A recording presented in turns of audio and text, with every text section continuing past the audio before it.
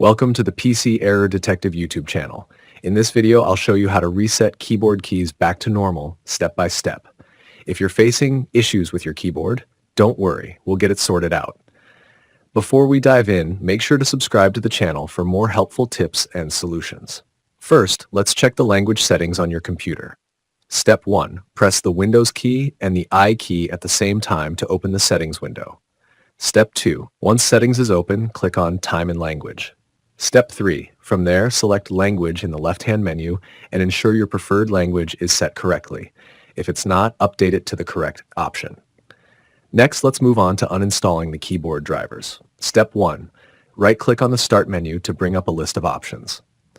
Step 2. From the list, select Device Manager. Step 3. In Device Manager, find the Keyboards section and click the arrow next to it to expand the list. Step 4. Right-click on your keyboard from the list and select Uninstall Device. Now it's time to restart your computer. After uninstalling the drivers, restart your PC. Don't worry, Windows will automatically reinstall the default keyboard drivers during the reboot process. And that's it. Your keyboard keys should now be reset to normal. Thanks for watching.